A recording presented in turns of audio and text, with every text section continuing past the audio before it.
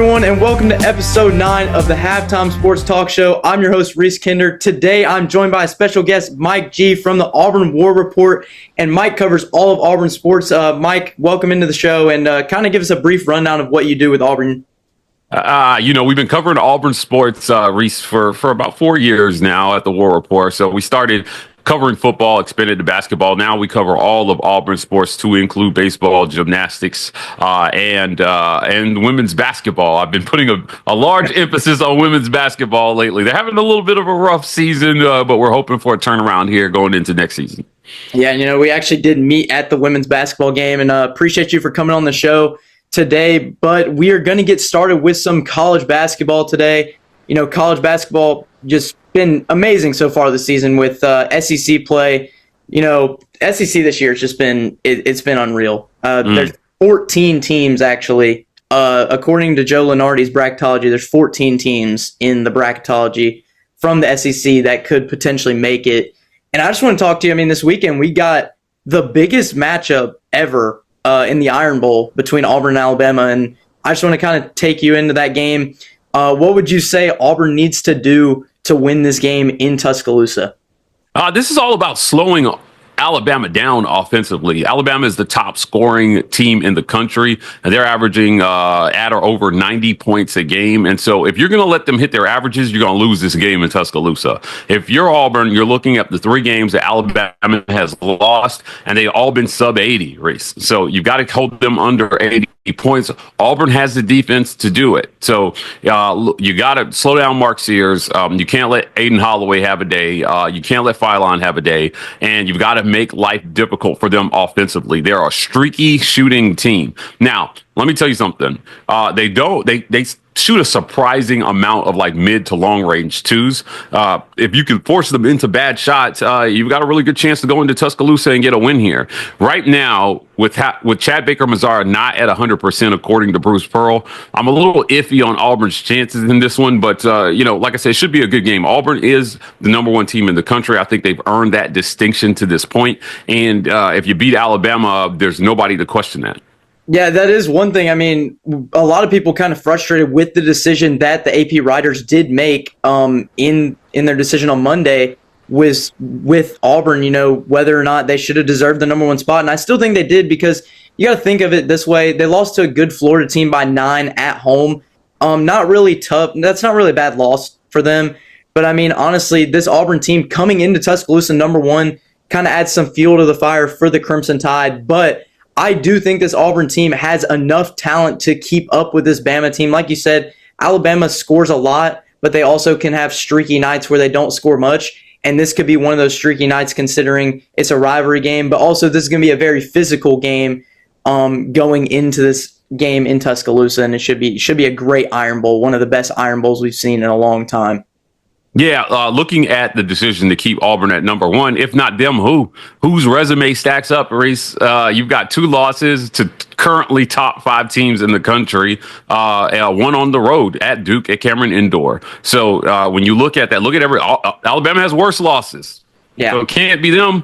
And there was no reason to move Alabama over Auburn this week when we have a chance to adjudicate that on the court Saturday. So look, Auburn loses in Tuscaloosa on Saturday and people want to move them ahead of the Tigers. I got no issue with it. I think the head-to-head should matter. These teams will meet again. And look, whoever loses this game has a chance to move back into the 1 or 2 spot before the end of the season, because they got to play each other at the end of the season for that last matchup. It's going to be in Neville this time, and I think both matchups are going to be crazy.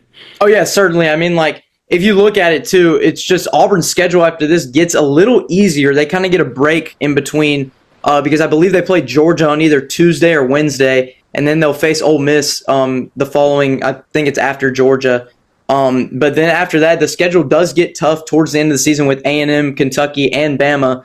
But Auburn definitely going to have to play really well at Tuscaloosa, considering College Game Day is going to be there. The crowd's definitely going to be loud. I do expect there to be a lot of Auburn fans. There was a lot on Tuesday against Vanderbilt. I do expect there to be that. But, this should be a great game between number 1 and number 2 for the first time ever in series history between these 2 teams. Yeah, number one and number two for the first time in SEC history that you've had two SEC teams meet as 1 and 2. So it's going to be one for the ages, I think. And when you look at what the SEC is doing this year, you mentioned it earlier about how many teams potentially could make the big dance. It's absolutely crazy right now. This is the best conference in college basketball. You know, Reese, this may be a little bit of a hot take, but in my opinion, the winner of the regular season SEC championship should be the number one overall seed in the tournament, no matter who it is, because of the gauntlet you would have had to run to get there. Oh yeah, certainly. I mean, Alabama had to play a bunch of teams like North Carolina. I believe they played. Let me think on the top of my head. I don't even remember. Alabama's played too many top 25 teams, and Auburn obviously. Early in the season, I said I was like, oh, I think Auburn gets 10 losses, maybe 11, but still makes the tournament as an 8 or 9 seed, considering the teams they play. But Auburn just all of a sudden, I feel like what really happened, what set Auburn's team up to be this good was the Iowa State game when they were down 18 and came back and won on that late tip-in by Janai Broome in the Maui Invitational. Yeah, and Iowa State has legitimized that by staying in the top 10, so far this season. Look, there were two teams in the country that had ridiculous non-conference schedules. It was Auburn and it was Alabama. And when you look at Alabama's non-conference here, they played Purdue. That's a like opponent. Auburn beat Purdue. Alabama lost to Purdue on November 15th. Both teams played Houston. We both beat Houston. I think both teams played North Carolina as well, too. Auburn won their matchup. Alabama won their matchup. But Alabama also had Creighton in the non-conference as well, too, before they got to the conference schedule. So there's a cool site. I believe it's walternolan.com. He ranks the non-conference schedules. And again, Alabama had a slight edge in non-conference schedule, but it was close. And anytime you're playing, I think, a top 10 non-con schedule, you've done what you're supposed to do. Auburn got out of theirs with one loss. Yeah, just at Cameron Indoor. That was the only loss. Yeah, that's enough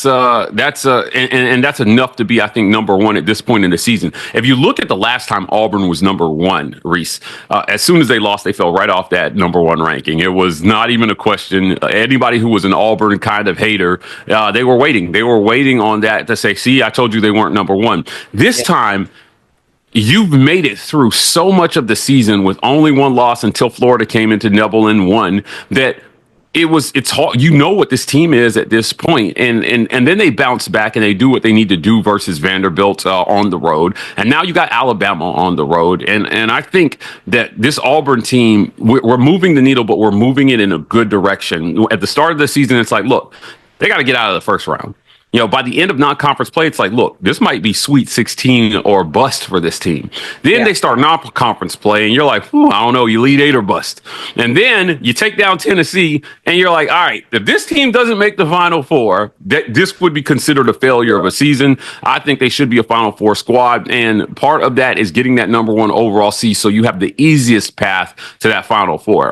Their potential sites right now for the first round would be Lexington or Raleigh, and that's favorable for Auburn as far as travel is concerned, and for fans to travel. As you know, and we all know they famously got Spokane last year. I went out there. I'm telling you, that wasn't a fun trip.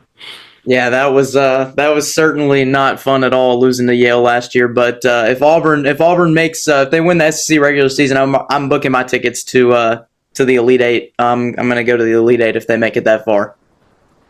Yeah, agreed. Look, the way a lot of people don't know this about the media when we cover these things, the NCAA says if you don't cover the first round, you can't go to the Sweet 16, which is in Atlanta this year. I'm looking forward to that. So if Auburn makes it through the first rounds, we'll be just up the road for the Sweet 16 and Elite Eight. Yeah, that should be good for sure. I mean, the crowd's definitely going to be there if Auburn can make that far, which I think they can. But gonna move away from Auburn, we're going to talk about some more SEC basketball this weekend as well. You got some great matchups. You got the rematch between Vandy and Tennessee, and you also have a big matchup between Mississippi State and Ole Miss. Mike, I mean, looking at this Vandy-Tennessee matchup, I know it's in Knoxville, but what are your expectations for this game going into Knoxville, Tennessee for the Commodores?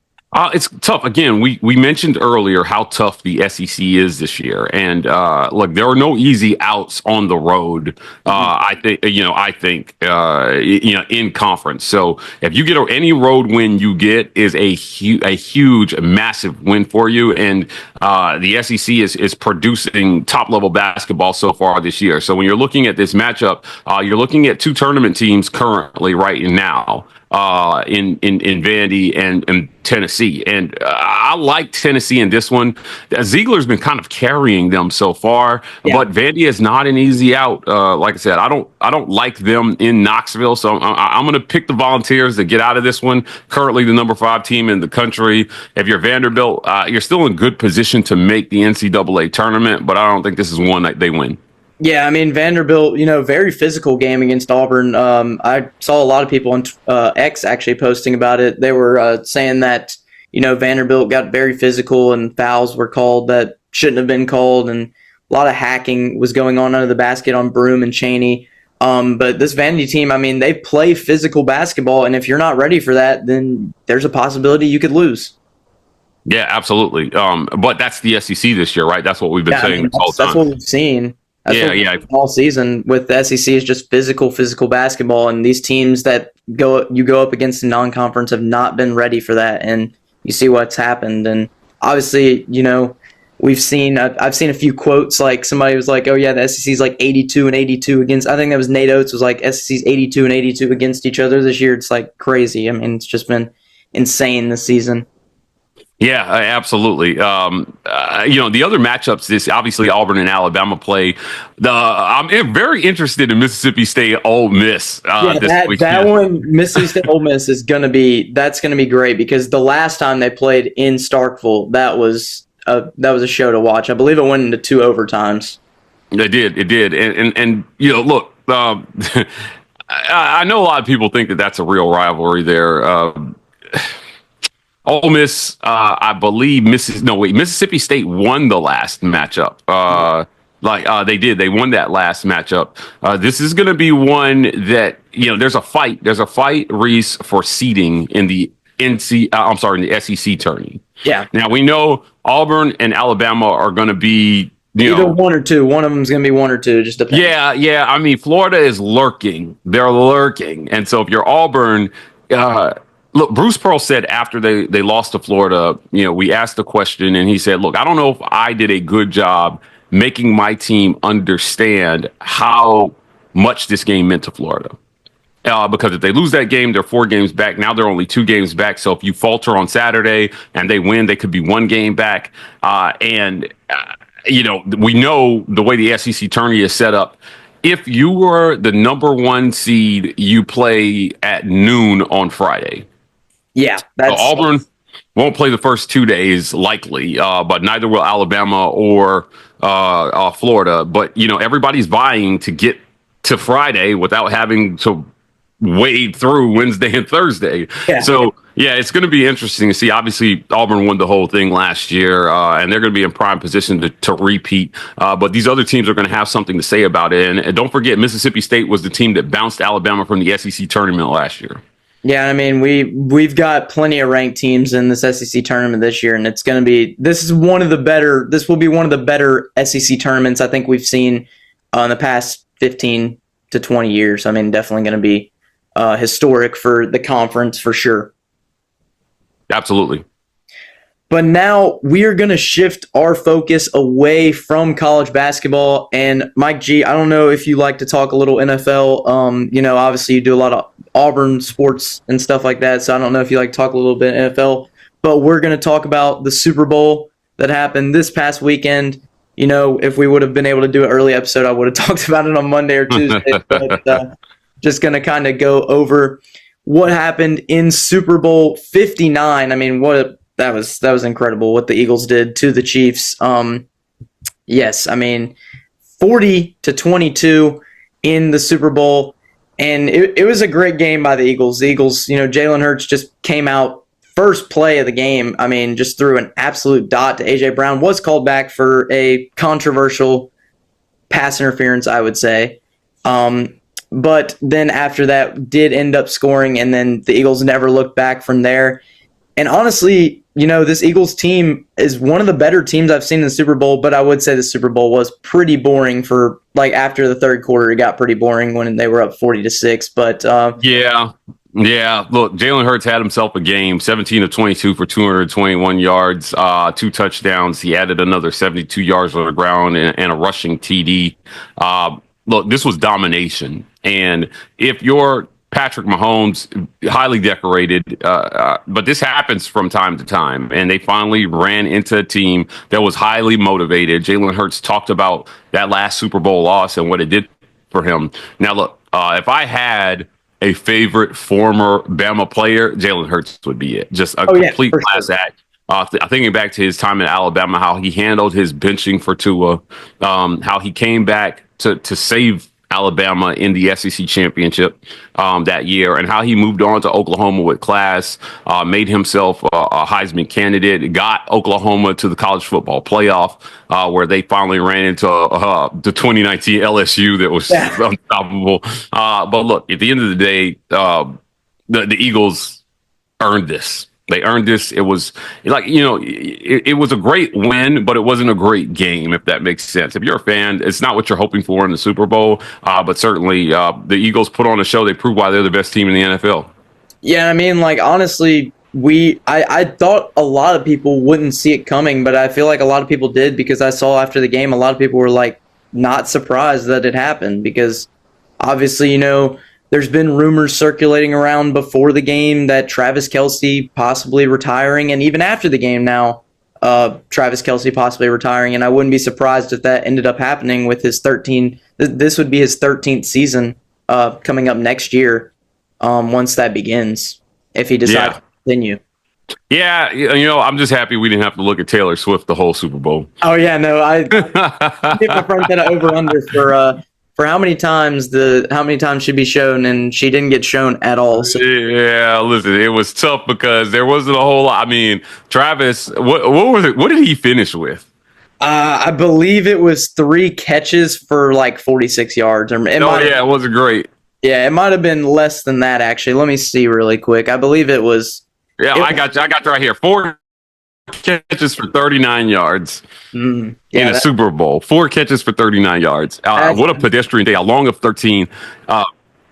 If you're the Eagles, you did what you had to do to kind of slow down the guys you knew would beat you. Now, Xavier Worthy, hats off to him. He had a monster Super Bowl, 157 yards, 2 TDs. But a lot of that at the end of the game, when the game was out of hand, he caught that bomb from Patrick Mahomes. The game was over. They dumped the Gatorade. The game was over. They dumped the Gatorade on Sirianni when the fourth quarter started, basically. Yeah. Look, I mean, the Eagles are one of those organizations that have been on the cusp for so long, right?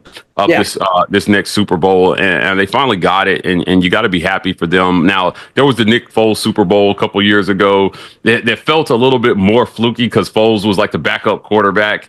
And, you knew they probably weren't going to come back and repeat after this. But this feels like a chance to establish something here with the Chiefs kind of dominating the NFL and making the Super Bowl every year. Having the Eagles step in and win this feels like there might be a chance to be a changing of the guard.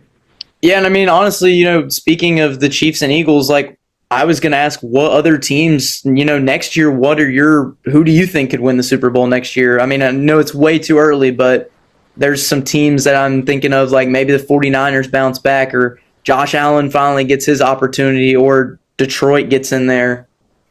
Yeah, I'm not sure. I think it is really early. I can tell you, I don't watch as much NFL as I used to, but I do follow my favorite college players. And I'm telling you, I want to see healthy Joe Burrow for a whole season. He's my favorite player in the NFL currently. Oh, yeah. And, with Jamar Chase out there and watching that kind of LSU connection, they're so much fun to watch.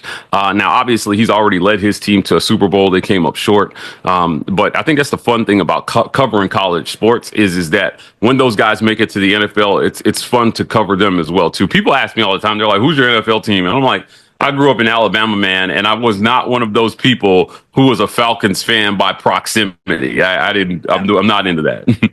I'm a Panthers fan, so I mean, it's okay.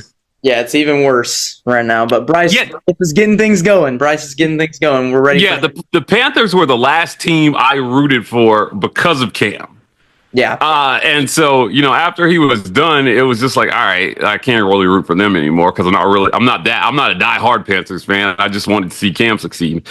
He got his team to a Super Bowl as well, too, famously in that 15-1 regular season. But it's the NFL is such an interesting product, I think. And look, man, at the end of the day, I still think college football is the best sport Oh in the yeah, world. college football by far is like Yeah. that. Nothing's ever going to top the environment and the atmosphere of the stadiums are just it's electric, and especially we know because we've been to Jordan Air Stadium and it's rocking every game, every home game. Mm, absolutely.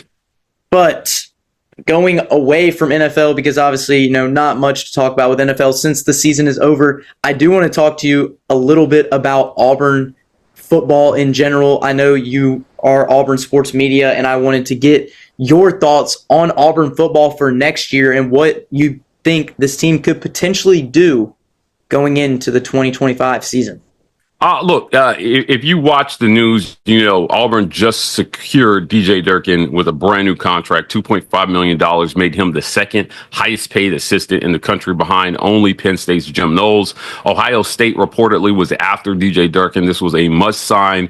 He fielded a top 25 defense last year. I expect that to carry over into 2025. But the question about Auburn is simple. It's offense. It's can you score enough points to not stress your defense and win more games? Defensively, Auburn averages, if they average 28 points in Power 5 play, they win every game but one last year. And that's crazy to think, right? But, Georgia, it may be the only team you lose to if you could average 28 points. So I'm looking at it and I'm thinking Hugh Freeze is an offensive head coach. And offense has not looked great at points. Now, statistically, they took step forward last year. Peyton Thorne, if he had not gotten benched for that New Mexico State game or that New Mexico game, he's a 3,000-yard passer last season.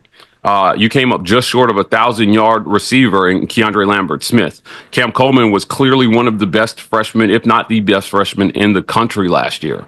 Jarquez Hunter finished second in the SEC in rushing last year to only Dylan Sampson at Tennessee, and Dylan had 70 more carries than Jarquez. So I'm looking at where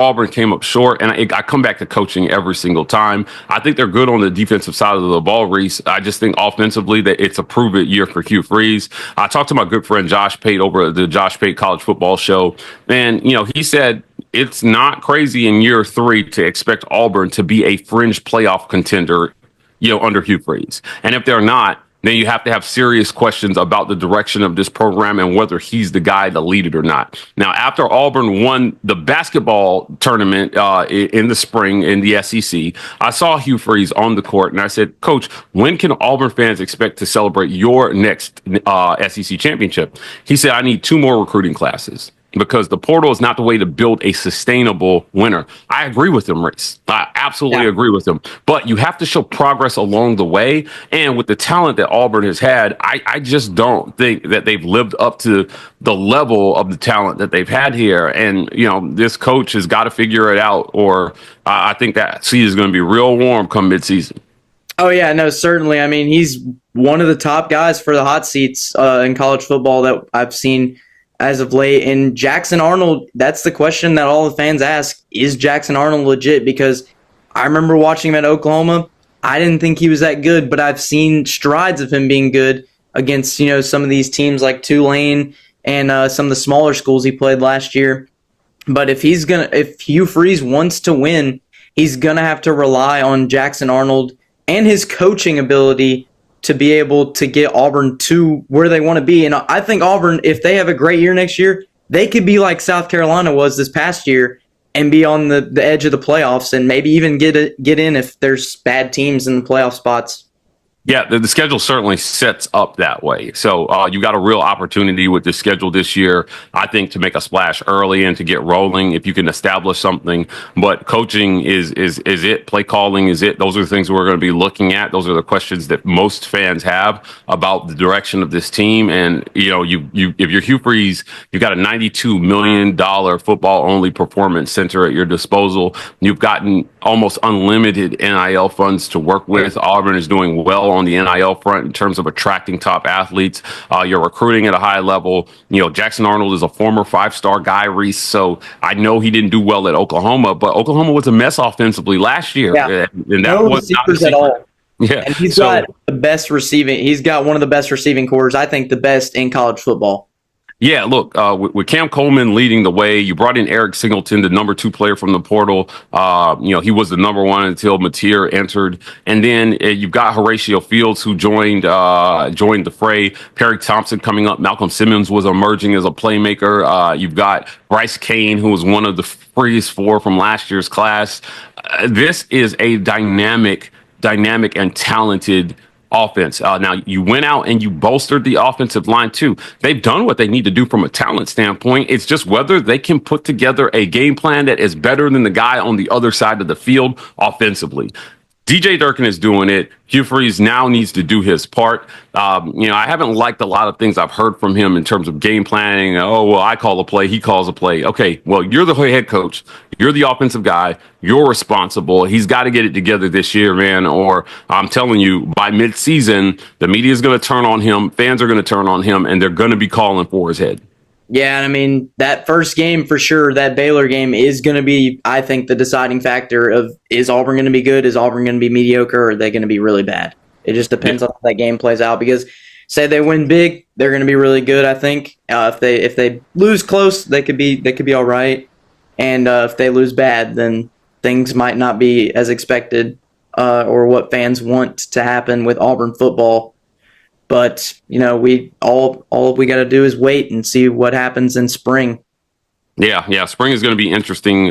They start early March, and they'll finish up in April with A-Day. So we'll see how it goes. One of the things to note about this spring race is that Jackson Arnold and Deuce Knight pretty much are going to be splitting reps evenly because Ashton Daniels doesn't get here until after the summer. So you're in a situation where if you're Hugh Freeze, you don't have to pretend like you're narrowing down the race, with the 4-quarterback thing. Now, you got 2 guys. You got Jackson Arnold and you got Deuce Knight. And Deuce Knight is the future of your program. He's your heir apparent. He's one of the highest rated prospects in program history. Get this guy reps, show off what he can do, and hope maybe he can make the same jump that DJ Lagway made at Florida, because they started with Graham Mertz. And by the midseason, it was like, okay, he's not getting it done. Let's move to our 5-star freshman or our 4-star freshman. If your Deuce picked up a 5th star from On3 recently, I believe. So, I think this has to be about making sure that quarterback isn't what's holding you back this year. Peyton Thorne took way too much heat for the results on the field last year. And I had a chance to sit down with Peyton postseason and do a download. And I'm telling you, the things that I heard from him, it sounds like Auburn has some systemic issues that they need to fix. It doesn't matter who your quarterback is. If you need Superman at quarterback every year for your system to work, you don't have a very good system, Reese. So that's what it boils down to. And I'm looking forward to seeing if they can take a step forward. Can Hugh Freeze evolve? The last time he was in the SEC, it was a very different college football game than it is today. Those 2 wins he has versus Saban, I don't know that they're relevant anymore. You've got to adapt to what the game is today, and you've got to figure it out quickly. Yeah, I mean, NIL this day and age is causing coaches to retire. We've seen it in college basketball, and we've seen it in football now, with coaches just resigning or retiring mid-season because they don't want to put up with it anymore. I mean, it's basically the way it is. It's like the NFL. You have a team for a year, and they all go off in their contracts, and they sign with new teams after the year's over. Yeah, absolutely. But that is going to do it for episode 9 of the Halftime Sports Podcast. Mike G, I appreciate you for coming on the show and sharing your wisdom with everybody with Auburn sports. And I wish you good luck with the War Report, and I'll definitely be watching, and I hope the fans watch for sure. And, just glad to see you were able to come on today and share your words and advice with the fans. Yeah, thanks, Reese. Follow us on social media at The War Report on every social media platform. TW Report on TikTok. You can find me on Twitter at Mike Gittins. And I got a new project going, Locked On UCF. We're doing well over there. Please head on over to YouTube and give us a follow there as well. That's going to do it for episode 9 of the Halftime Sports Talk Show. Special thanks to Mike G for coming on the show. Really appreciate it. And, don't forget to like and subscribe. Also, follow us on Instagram and X. But that's going to do it. Thank you guys for tuning in. Keep the passion, keep the debate, keep the game going. And we'll be back next time with some more hot takes and some big plays to talk about. See you then.